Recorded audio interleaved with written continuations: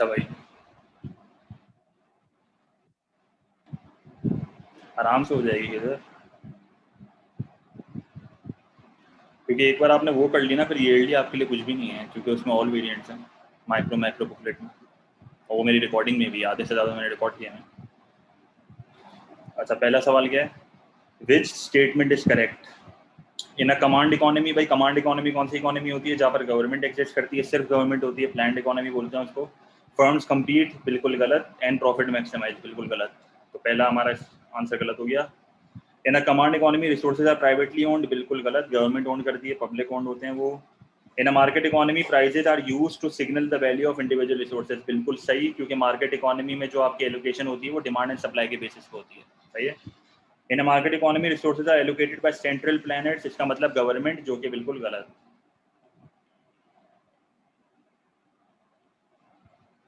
सही है, yes price mechanism, तो मेरा आंसर होगा सी। पेपर जून 19, पेपर 3 वेरिएंट 2। क्वेश्चन नंबर 1 मेरे ख्याल में बहुत बहुत आसान था। क्वेश्चन 2 भी बहुत आसान है भाई, जल्दी बता दो। जी यासिन, बिल्कुल ऑलरेडी अपलोडेड है रिकॉर्डिंग। क्वेश्चन नंबर 2 देख लो जल्दी, बहुत आसान है। प्राइवेट का इक्विलिब्रियम क्या होता है, M P B is equals to M P C, और पब्लिक का आपको बताइए एम एस बी का एम एस सी ना। तो ओ एक्स मेरा प्राइवेट है और ओ वाई मेरा पब्लिक है, तो मेरा आंसर होगा एक्स वाई, क्योंकि इससे मुझे डिफरेंस पूछा हुआ है, तो मेरा आंसर होगा सी। सही है, ये भी बहुत हल्का सा एमसीक्यू है। Question number 3, the government is considering building flood defences along a river, सैलाब से बचने के लिए दीवारें लगा रहे हैं। It has calculated the cost and benefits as follows, तो मुझे इसमें डिटेल दी हुई है, तो मैं इससे जो है वो सोशल बेनिफिट और अपना सोशल कॉस्ट निकाल सकता हूँ। तो मुझे कोई सोशल बेनिफिट बता दे कितना आ रहा है, सोशल बेनिफिट कितना आ रहा है, 450। तो 450 मेरा सोशल बेनिफिट है और सोशल कॉस्ट 510 मेरे ख्याल में, 510। तो इसका मतलब ये हुआ कि मेरी सोशल कॉस्ट जो है वो एक्सीड कर रही है सोशल बेनिफिट को, तो इसका मतलब है गवर्नमेंट जो है वो इस प्रोजेक्ट को रिजेक्ट कर देगी, क्योंकि कॉस्ट बेनिफिट एनालिसिस में अगर आपकी सोशल कॉस्ट एक्सीड कर रही है सोशल बेनिफिट को, then you will not go with the project. मेरा आंसर होगा D, because social cost are greater than the social benefits. सही है, तो प्रोजेक्ट रिजेक्ट हो जाएगा, क्योंकि कॉस्ट बेनिफिट एनालिसिस में इसी तरह दिखा जाता है। अच्छा, question number 4, the table shows the total utility obtained by a consumer from eating biscuits over a period of 1 hour। 1 घंटे में बिस्किट खा रहा है ये पागलों की तरह। तो इसने मुझे डिटेल दी हुई है, तो मैं how many biscuit does the consumer's marginal utility begin to diminish, ऐसा बोल रहा है कौन से बिस्किट पे एमयू डिमिनिश होना स्टार्ट हो गई है ना। सही है, तो ये पूछा हुआ है। तो अगर मेरा टोटल यूटिलिटी इंक्रीजिंग रेट से बढ़ रहा है तो मेरा मार्जिनल यूटिलिटी बढ़ रहा होता है। अगर मेरा टोटल यूटिलिटी डिक्रीजिंग रेट से बढ़ रहा है तो मेरा मार्जिनल यूटिलिटी गिर रहा होता है, और अगर मेरा टोटल यूटिलिटी फॉल हो रहा है तो मेरा मार्जिनल यूटिलिटी नेगेटिव होता है। तो ये हमेशा याद रखना, ये चीज़ क्लियर है। अच्छा, उसके बाद अगर आपको डायग्राम में इंक्रीजिंग रेट बनाना है तो इंक्रीजिंग रेट यू बनता है, और अगर आपको डिक्रीजिंग रेट बनाना है तो डिक्रीजिंग रेट यू बनता है। सही है, तो ये मेरा इंक्रीजिंग रेट है, ये मेरा डिक्रीजिंग रेट है। तो आप मुझे एक बात बताओ, through out the time increasing rate है इस पॉइंट तक, इस पॉइंट के बाद आप नोटिस करो मेरा डिक्रीजिंग रेट शुरू हो गया है। देखो डिक्रीजिंग रेट, तो जैसे ही मेरा टोटल यूटिलिटी डिक्रीजिंग रेट पे शुरू हो गया, इसका मतलब है मेरा एमयू जो है वो इस पॉइंट के बाद गिरना शुरू हो गया होगा। सही है, तो मेरा आंसर होगा 3। क्लियर,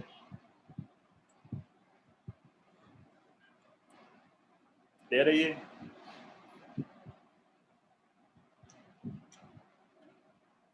ठीक है, question number 5, a diagram shows budget lines for normal goods x and y। The budget line shift from P Q to P R, P Q से पी आर आया हूँ, इसका मतलब है मैं इधर आया हूँ। इसका मतलब है कि प्राइस ऑफ एक्स जो है वो लाजमी तौर पे बढ़ी है, तो प्राइस ऑफ एक्स राइज है क्योंकि मैं अंदर की तरफ टिल्ट हुआ हूँ।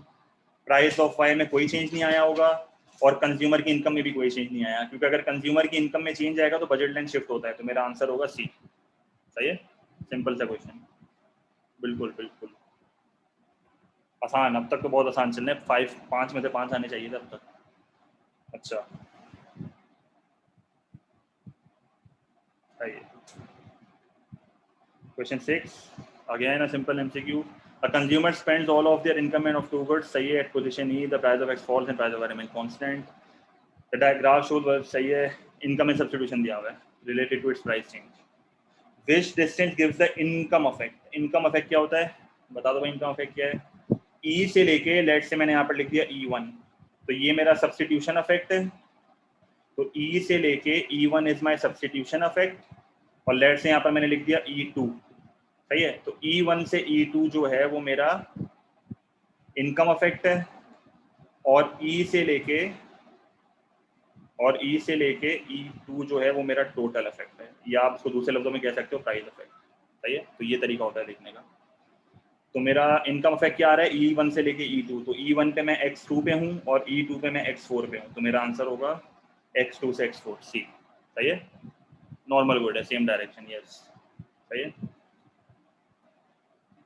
ले रहे ये चीज, यही बहुत हल्का था। अच्छा, question 7, what defines average variable cost? भाई एवरेज वेरिएबल कॉस्ट क्या होती है, variable cost divided by quantity.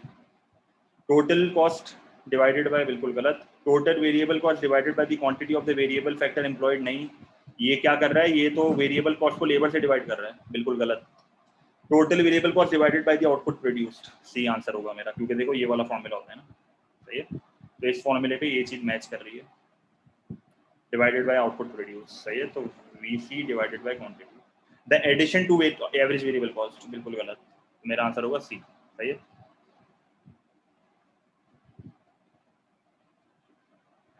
हाँ, तो पेपर में अगर सारे सी हो तो कोई घबराने वाली बात नहीं है इसमें, ये नहीं करना कि 5 सी हो गए, नहीं भाई एक को बी कर देते हैं, सही है। Question number 8, what can not be change in the short run? भाई शॉर्ट रन में क्या नहीं बदल सकते आप, लेवल ऑफ स्टॉक को बदल सकते हो, टेक्नोलॉजी थोड़ा मुश्किल है शॉर्ट रन में बदलना, मार्केट प्राइस आप बदल सकते हो, the output of individual firm बदल सकते हो, तो मेरा आंसर होगा B, you can not change technology in the short run, सही है। आ गया बी, आ गया साथ, सही है, देखो सी चले गया, सही है।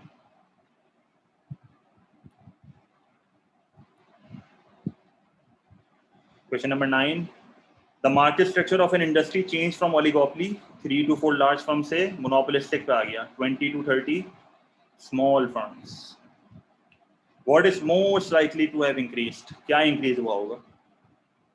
N individual's ability to influence the market price, ये कम हो गया है क्योंकि मार्केट पावर कम हो चुकी है। An individual firms degree of interdependence कम हो गई है।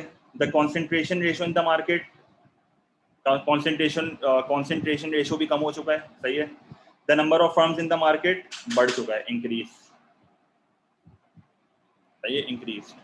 तो नंबर ऑफ फर्म्स बढ़ गए ना, पहले 3 to 4 लार्ज फर्म्स से 20 to 30 स्मॉल फर्म्स हैं, सही है। कॉन्सेंट्रेशन रेशियो का मतलब है, लेट से मैं लिख रहा हूँ CR4, तो CR4 का मतलब है, लेट से मैं कहता हूँ CR4 इज 60%, तो इसका मतलब ये हुआ कि पूरे 100% में से ये 60% जो है वो 4 लार्जेस्ट फर्म्स का शेयर है, और बाकी 40% छोटी फर्म्स है। तो कॉन्सेंट्रेशन रेशियो का मतलब आप लार्जेस्ट फर्म्स पे कॉन्सेंट्रेट कर रहे हो, सही है। बिल्कुल कर सकते हैं भाई, बिल्कुल वर्क कर सकते हैं, पेपर बहुत गंदा कर सकते हो, पर अपनी आंसर शीट गंदी नहीं करना, इतनी प्यार से उसमें शेड कर देना, क्वेश्चन पेपर जितना गंदा करना है कर दो। Question number 9 I think clear है। Question 10, a firm has total production cost of 2 lakhs, तो मेरी टोटल कॉस्ट 2 लाख है, एवरेज फिक्स कॉस्ट मेरी 120 है, और एवरेज वेरिएबल कॉस्ट 80 है। What are the firm's total fix cost? अच्छा, अगर मुझे इसने एवरेज फिक्स कॉस्ट दिया हुआ है और इसने मुझे एवरेज वेरिएबल कॉस्ट दिया हुआ है, तो मैं एवरेज टोटल कॉस्ट निकाल सकता हूँ, तो इसका मतलब है 120 + 80 में मुझे मिल जाएगा मेरा एवरेज टोटल कॉस्ट, जो कि 200 है, सही है। अच्छा, अब मुझे मेरा एवरेज टोटल कॉस्ट पता चल गया, तो एवरेज टोटल कॉस्ट में क्या करूंगा, total cost divided by quantity, तो एवरेज टोटल कॉस्ट कितना है 200 is equals to total cost कितनी है 2 लाख,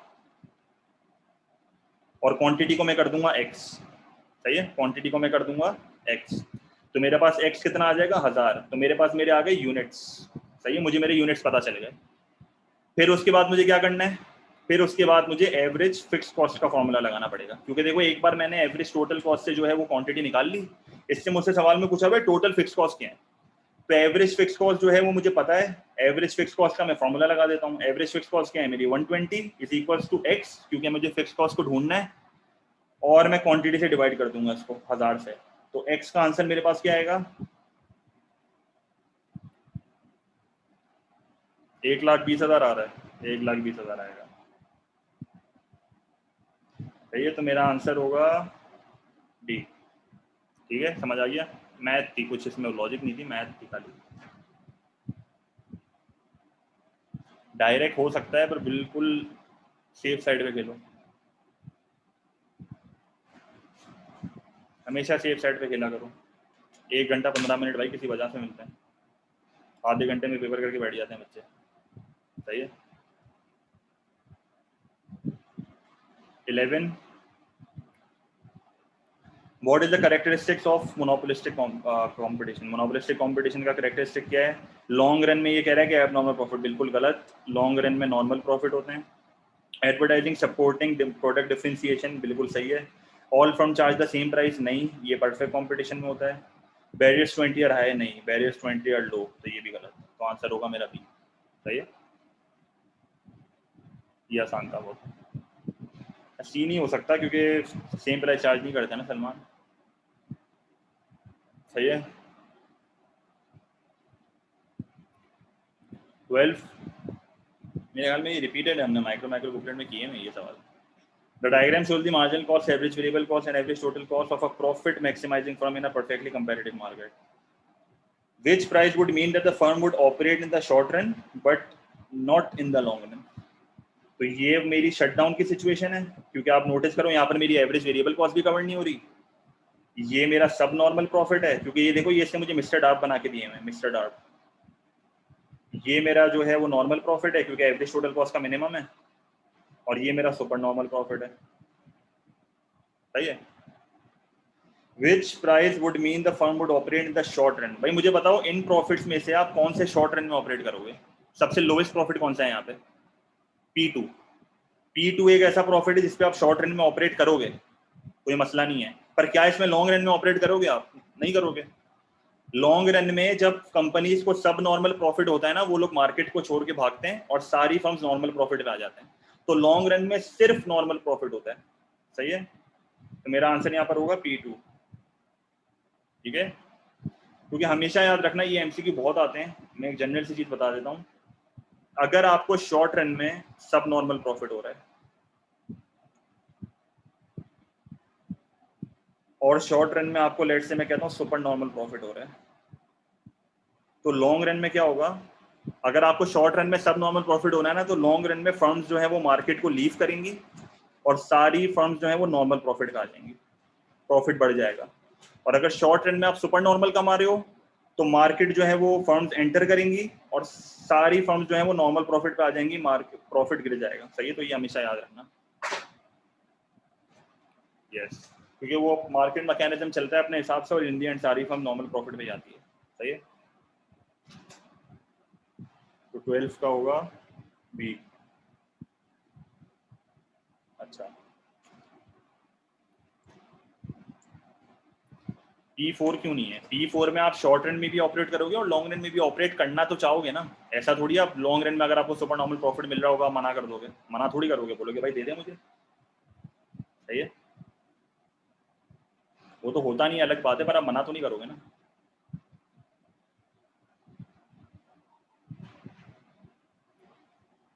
क्या रिपीट करवाना है इसमें भाई, मेरे ख्याल में आसान था ये कह रहा है कि कौन से प्रॉफिट पे आप शॉर्ट रन में ऑपरेट करोगे पर लॉन्ग रन में ऑपरेट नहीं करोगे। आप शॉर्ट रन में और लॉन्ग रन में इसमें भी ऑपरेट करोगे, आप शॉर्ट रन और लॉन्ग रन में इसमें भी ऑपरेट करोगे। सब नॉर्मल प्रॉफिट आप शॉर्ट रन में एक्सेप्ट कर लोगे पर लॉन्ग रन में एक्सेप्ट नहीं करोगे। सही है, और P1 तो ना आप शॉर्ट रन में करोगे ना लॉन्ग रन में करोगे, क्योंकि एवरेज वेरिएबल कॉस्ट ही कवर नहीं हो रही, ये तो शट डाउन है। सही है, ये लास्ट ऑपरेटिंग भी नहीं है, शट डाउन नहीं है, क्योंकि आप देखो एवरेज वेरिएबल कॉस्ट कवर ही नहीं हो रही। सही है, P1 तो शट डाउन है भाई, लॉस, कंप्लीट लॉस। सही है,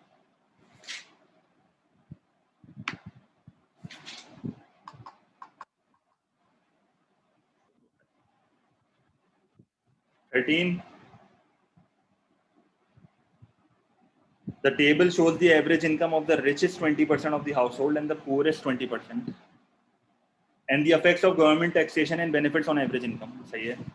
तो आप नोटिस करो, बिफोर टैक्सेस एंड बेनिफिट्स सबसे अमीर की इनकम इतनी थी और सबसे गरीब की इनकम इतनी थी. जैसे डायरेक्ट टैक्स और कैश बेनिफिट मिले तो अमीर की इनकम हो गई 68. अब क्या मुझे इसका कोई परसेंटेज चेंज बता सकता है? 85 से 68 का परसेंटेज चेंज किया है.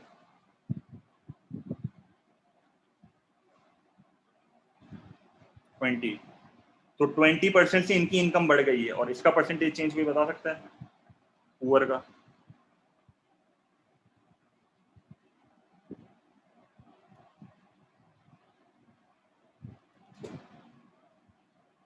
तो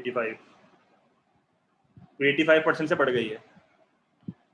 और आफ्टर ऑल टैक्सेस के बाद कितनी हो गई है? 68 से और मजीद गिर गई. इसकी मेरे ख्याल में परसेंटेज की जरूरत नहीं है, मैं और देख लेता हूँ फिर.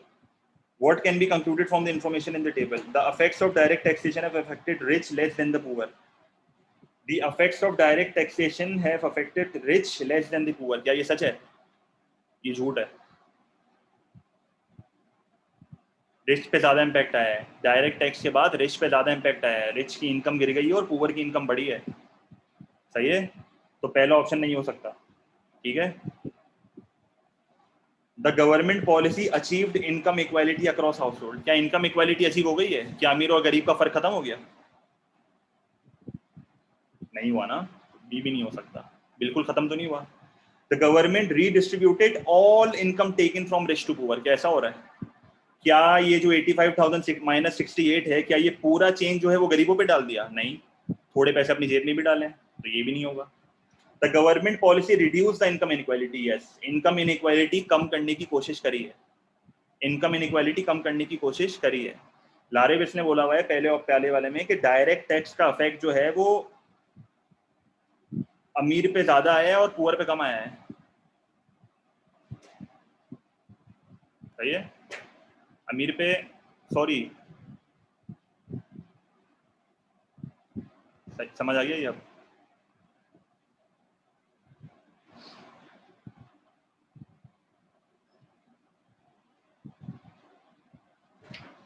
अच्छा, यहाँ पर एक और भी मसला है, एक इन्फॉर्मेशन का भी मसला है, क्योंकि इसने, आप नोटिस करो, सिर्फ डायरेक्ट टैक्स बोला हुआ है. सिर्फ डायरेक्ट टैक्स बोला हुआ है, साथ में कैश बेनिफिट भी है. तो हम एग्जैक्टली डायरेक्ट टैक्स के बारे में नहीं बता सकते.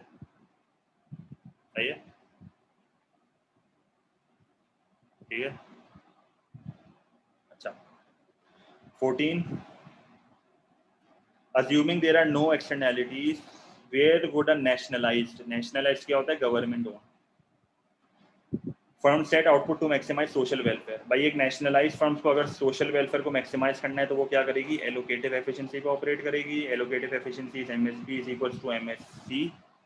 MC is equals to price and MC is equals to AR. कुछ भी बोल सकते हो. सही है. तीनों का सेम मतलब है. तो यहाँ पर मुझे ऑप्शन में इसने ये दिया हुआ है, ये तो मेरा नॉर्मल प्रॉफिट है, तो ये तो हटा दो. Average revenue equals marginal cost. Yes, ये मेरा एलोकेटिव है. MC is equals to AR. फिर marginal revenue equals marginal cost, ये मेरा प्रॉफिट मैक्सिमाइज है. फिर मार्जिनल रेवेन्यू जीरो, ये मेरा रेवेन्यू मैक्सिमाइज है. तो आंसर मेरा बी होगा. सही है. दे रही ये चीज.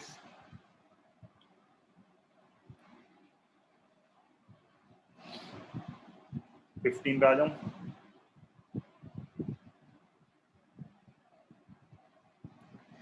What is the specific advantage of pollution permits when compared with an alternative policy of taxes levied on the quantity of pollutants emitted by firms? कह रहा है कि कोई स्पेसिफिक एडवांटेज बता दो पोल्यूशन परमिट का. पोल्यूशन परमिट क्या होता है?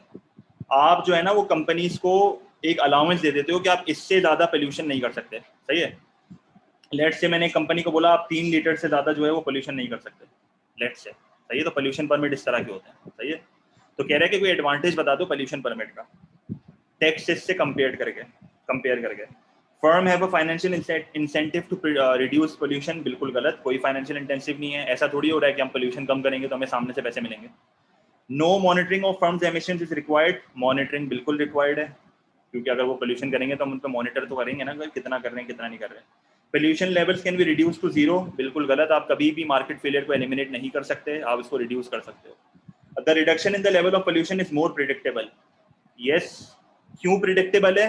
क्योंकि आप उनको खुद एक परमिट दे रहे हो। लेट्स से मैंने भाई कंपनी ए को बोल दिया कि भाई तू 3 लीटर करेगा, कंपनी बी को मैंने बोल दिया तू 4 लीटर करेगा, कंपनी सी को मैंने बोल दिया तू इतना करेगा, तो मैं प्रेडिक्ट कर पाऊंगा कि मेरी पोल्यूशन जो है वो कितने से रिड्यूस होगी।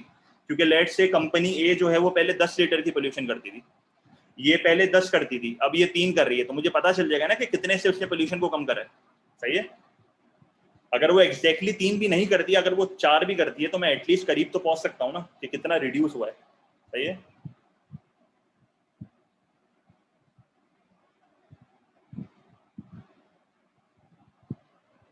फाइनेंशियल इंसेंटिव का मतलब है पैसे कमाएगा वो, इसको कंफ्यूज कर रहा है। तो पैसे बचने में और पैसे मिलने में फर्क है। सही है।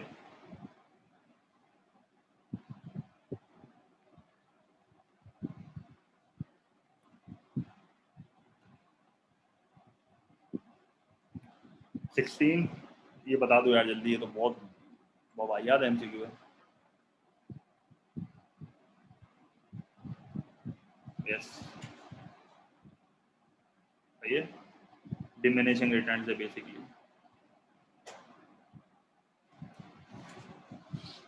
अच्छा, ये मैं समझाऊंगा भी नहीं भाई, बहुत बार कर चुके हैं।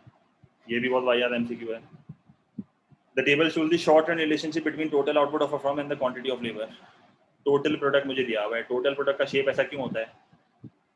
Yes, diminishing returns.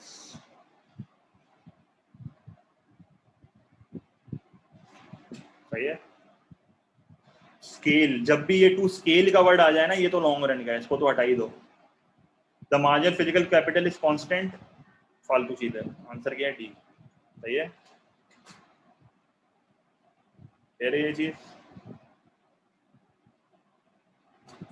Always diminish नहीं, बढ़ता भी है एमपी, पहले बढ़ता है फिर गिरता है।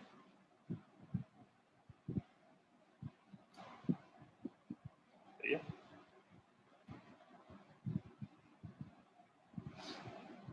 18, company X reduces its numbers from 250 to 200 and as a result its output decreases from 5000 to 4800। सही है। इसी तरह मुझे इससे कंपनी Y का भी डेटा दिया हुआ है कि 800 से वर्कर 1000 कर दिए और आउटपुट दिखा दिया। What happens to the labour productivity of the workers in the two companies. तो थोड़ा फुआरी वाला एमसीक्यू है, इसमें क्या करना है, इसमें पहले आपको कंपनी एक्स का जो है ना, सबसे पहले आपको क्या करना है, आप जो है, जैसे मैं सिर्फ कंपनी एक्स का बता देता हूँ, फिर आप खुद दूसरा खुद कर लेना। कंपनी एक्स का आपको लेबर प्रोडक्टिविटी निकालना है। सही है। तो आप क्या करोगे, आप जो है वो टोटल प्रोडक्ट को divided by number of labour कर देना। तो आप क्या करोगे बेसिकली, पहले मेरा प्रोडक्ट कितना था 5000 और मेरे वर्कर थे 250, इसको डिवाइड करोगे और फिर आपका कितना हो गया 4800 और इसको डिवाइड कर दोगे 200 से। सही है। तो 5000 डिवाइडेड बाय 250 क्या होता है? 20 और 4800 डिवाइडेड बाय 200, 24। तो लेबर प्रोडक्टिविटी मेरी बढ़ रही है, तो कंपनी एक्स की प्रोडक्टिविटी मेरी बढ़ रही है। वाई का मुझे बता दो, वाई का क्या हो रहा है? वाई का क्या हो रहा है? फॉल हो रहा है ना, तो मेरा आंसर होगा बी। सही है। ये तो बहुत आसान था। ठीक है, ये अब तक तो मेरे ख्याल में पेपर बहुत आसान है। 19, what is not included in the measurement of national income. Yes, pension is not part of national income, क्योंकि पेंशन आप उन लोगों को देते हो जो कि कोई काम नहीं करते, वो हमारे आउटपुट में कोई पैसा जनरेट, हमें हमारी इकोनॉमी में कोई पैसा जनरेट करके नहीं दे रहे, वो मुफ्त के पैसे मिल रहे हैं उनको। तो ये मेरा इंक्लूड नहीं होता। डिविडेंड्स इंक्लूड होता है, हाउसिंग अथॉरिटीज इंक्लूड होता है, रेंट वगैरह, और प्रॉफिट भी इंक्लूड होता है। सही है। इन सारी चीजों से आउटपुट जनरेट हो रहा है, पेंशन से कोई आउटपुट जनरेट नहीं हो रहा। सही है।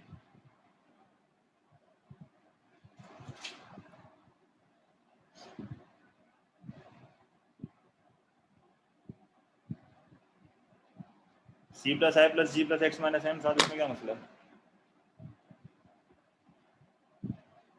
सही है।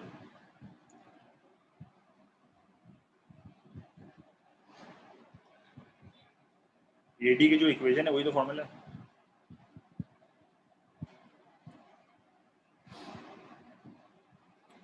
उससे तो डिटरमाइन करना होता है।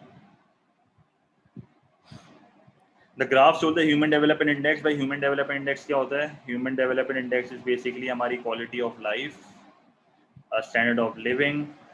ये जो है वो लाइफ एक्सपेक्टेंसी देखता है, जीएनआई पर कैपिटा देखता है और एजुकेशन इंडेक्स देखता है। सही है। Between 2005 and 2010 which components of HDI have comparable changes to the overall change? अगर आप नोटिस करो तो 2005 से 2010 में मेरा HDI जो है वो बढ़ रहा है। सही है।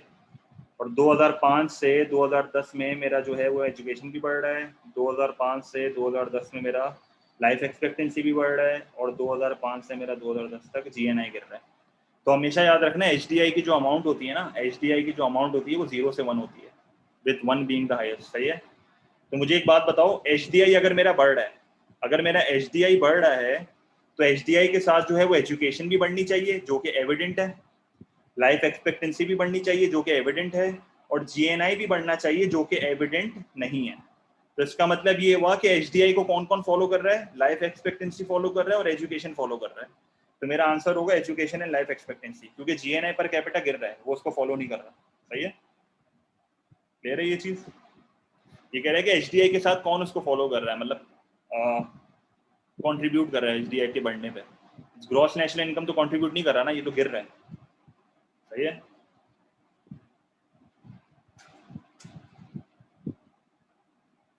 क्लियर है ये चीज?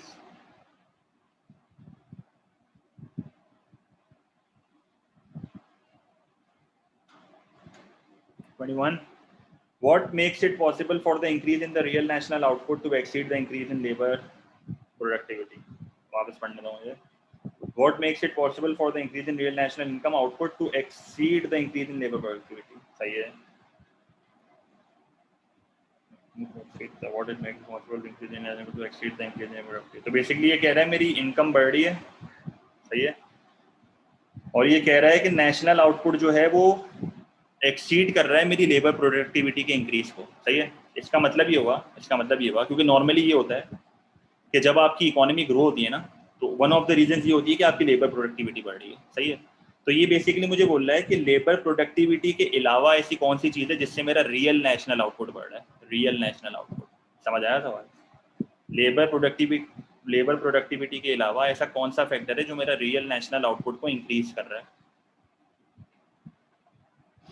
इन्फ्लेशन रेट मेरे रियल को इंक्रीज नहीं कर सकता। मनी सप्लाई जो है इससे रियल का कोई लेना देना नहीं है, रियल की बात कर रहा है ये। सही है। प्राइसेस का चेंज नहीं चाहिए इसको, real. An increase in the total earning. Output की बात कर रहा है तो इसमें इंक्रीज इन एम्प्लॉयमेंट वाला होना चाहिए, क्योंकि एम्प्लॉयमेंट बढ़ेगी तो इकोनॉमी में आउटपुट ज़्यादा बनेगा। सही है। एम्प्लॉयमेंट और होगी तो इकोनॉमी में आउटपुट बढ़ेगा, जिसकी वजह से मेरा नेशनल आउटपुट बढ़ जाएगा, रियल नेशनल आउटपुट। क्योंकि रियल नेशनल आउटपुट का मतलब है कि आपकी प्राइसेस के अफेक्ट को हटा के हम सिर्फ आउटपुट का अफेक्ट देख रहे हैं। आउटपुट के भाई आउटपुट बढ़ रहा है कि नहीं बढ़ रहा? टोटल अर्निंग से मेरा आउटपुट का इतना लिंक नहीं है। सही है। आउटपुट का इससे बेहतर लिंक आ रहा है।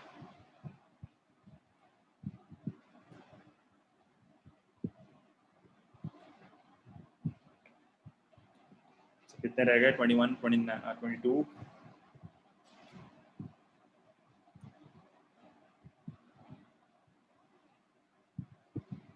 क्या समझ नहीं आया था उसमें? ये कह रहा है इंक्रीज इन लेबर प्रोडक्टिविटी के अलावा ऐसा कौन सा फैक्टर है जो मेरी रियल नेशनल आउटपुट को बढ़ा सकता है? Real national output. तो एम्प्लॉयमेंट बढ़ेगी तो मेरे मुल्क में आउटपुट बढ़ेगा ना। इन्फ्लेशन से रियल का कोई लेना देना नहीं है, ये उल्टा रियल को ख़राब करता है। मनी सप्लाई से भी प्राइसेस पर इफेक्ट आता है, और अर्निंग का आउटपुट से लेना देना नहीं है। तो ऑप्शन फिर यही रह गया ना मेरे पास। सही है।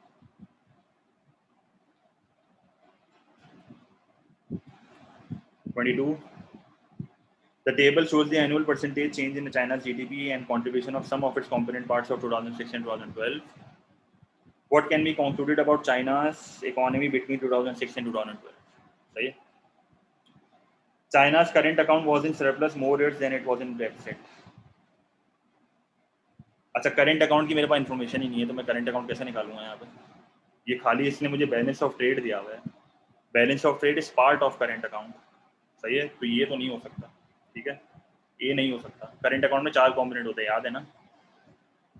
China's economic rate of growth fell in more years than it rose, ये चेक कर सकते हैं। जीडीपी पहले मेरा बढ़ा, फिर मेरा गिरा, रेट ऑफ ग्रोथ गिरा, फिर वापस रेट ऑफ ग्रोथ गिरा, फिर मेरा रेट ऑफ ग्रोथ बढ़ा, देन वापस गिरा, देन वापस गिरा। तो आप नोटिस करो 2 बार जो है मेरा ग्रोथ रेट बढ़ा है और 4 बार जो है मेरा ग्रोथ रेट गिरा है। तो इसका मतलब है मेरा आंसर बी हो सकता है। सही है, मैं बाकी भी देख लेता हूँ। China's growth rate was greater overall in consumer goods than in capital goods. सही है, अगर आप ओवरऑल ग्रोथ देखो ना कंजम्पशन और कैपिटल गुड्स की,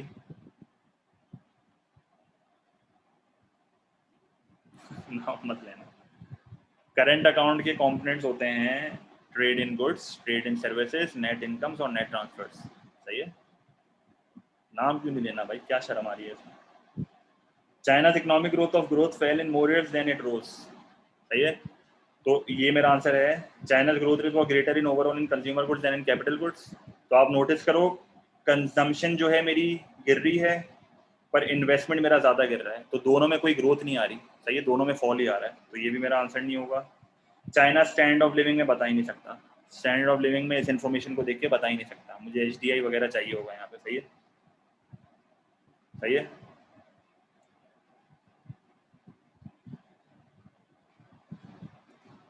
भाई जो सवाल पूछना है पूछ लो भाई, नहीं लूंगा ना। क्लियर है 22? मैं रुक रहा हूँ।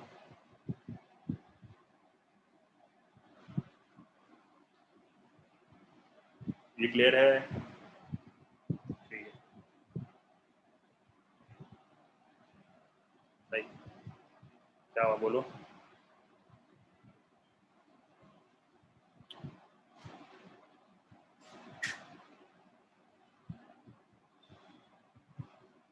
बस अब मैं आगे बढ़ रहा हूँ, मुझे पिक्चर भेज देना फिर मसला हो। What is the cause of seasonal unemployment? Seasonal पूछिए। सही है। A general decrease in demand, ये तो सिक्लिकल होगा। सही है, एग्रीगेट डिमांड गिर रही है ना। A lack of necessary skills in the workforce, structural मेरे ख्याल में। A temporary change in the pattern of consumer expenditure, ये मेरा सीजनल है। थोड़े टेम्परेरी टाइम के लिए, टेम्परेरी पीरियड के लिए लोगों ने जो है वो अपने खर्चे चेंज कर दिए, तो ये सीजनल में होता है ना। जैसे सर्दियों में लोगों ने, लेट से मैं कहता हूँ कि आइसक्रीम खाना बंद कर दी, तो टेम्परेरी चेंज है ना ये एक्सपेंडिचर में, तो ये सीजनल होगा, तो सी होगा इसका आंसर। सही है। An unwillingness of workers to move from other parts of country where there is work, ये भी मेरा वो दूसरा है। सही है, क्लियर है। अच्छा आई गेस 24 आप लोग कर सकते हो, 24 मुझे बता दो, 24 जल्दी से बता दो भाई क्या है। देखो लीकेजेस बोला है ना, ऐसा सवाल हमने पहले भी किया था, लीकेजेस। तो सेविंग इन्वेस्टमेंट को एक्सीड करनी चाहिए, लाजमी तौर पे करनी चाहिए, यस। टैक्सेस भी गवर्नमेंट स्पेंडिंग को एक्सीड करना चाहिए, तो yes and yes. Export import को एक्सीड नहीं करना चाहिए क्योंकि ये इंजेक्शन हो जाएगा फिर। सही है, तो नो। तो मेरा आंसर क्या होगा? डी। ठीक है, ले रहे ये चीज समझ आ गया? अच्छा आसान था मेरे ख्याल में, हमने कर चुके हैं बहुत बार। In a closed economy with no government expenditure and no taxation, the initial income is 5,000 million, all savings are carried out by customers who save 20%। तो MPS मेरा जो है वो 20% है। अगर मुझे मेरा MPS मिल गया तो क्या मैं मल्टीप्लायर का फॉर्मूला लगा सकता हूँ 1/MPS? तो मेरा क्या होगा 1/20%, और 1/20% होता है मेरा 5, तो मेरा मल्टीप्लायर कितना है? 5।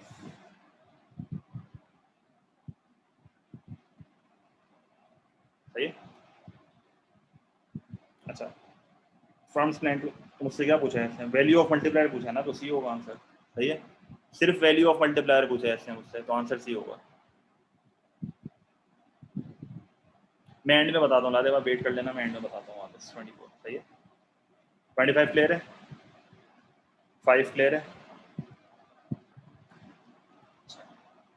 तो देखो ये जो है ना, इसने इन्फॉर्मेशन बहुत आपको घुमाने के लिए दी हुई थी, आपको सिर्फ इसमें से इसको पकड़ना था और मल्टीप्लायर को निकालना था बस। ये जानबूझ के कंफ्यूज करता है। सही है। 26, the diagram shows liquidity preference curve representing the demand to hold money in relation to the rate of interest and the money supply. In an economy, the market is in equilibrium and interest rate are। सही है। If the government increases the money supply, what will be the effect on interest rate? अगर government ने money supply को बढ़ा दिया तो interest rate पे कोई फर्क ही नहीं आ रहा। इंटरेस्ट रेट पे कोई फर्क ही नहीं आ रहा, नो इफेक्ट, और उसको हम क्या बोलते थे, लिक्विडिटी ट्रैप। सही है, आसान था ये भी। क्लियर है?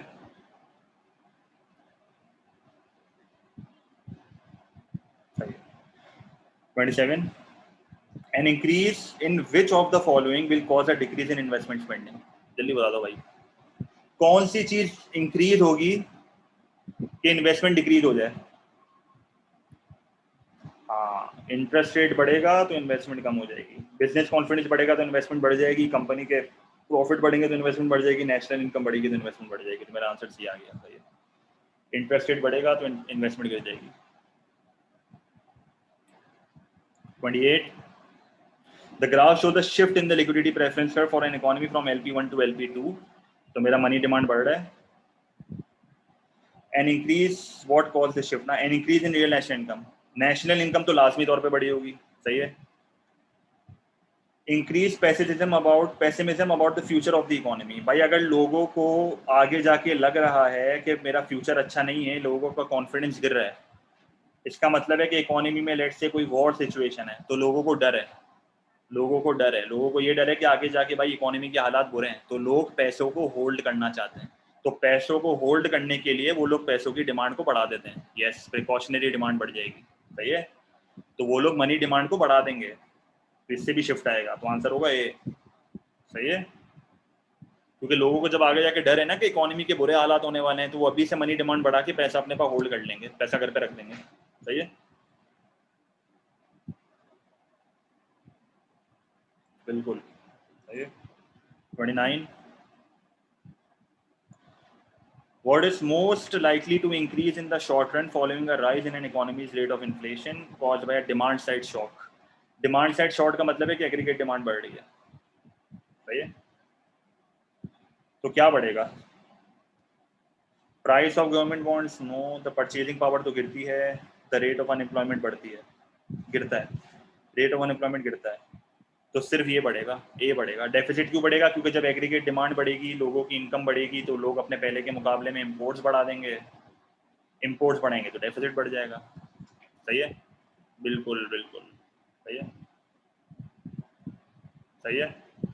तो current account deficit on the balance of payment जो है वो बढ़ जाएगा, क्योंकि बाकी ऑप्शंस मेरे इररिलेवेंट है, और ये ए बिल्कुल सही है। सही है। Which combination of policies is most likely to increase output? Real national income बढ़ जाए, किससे बढ़ेगी?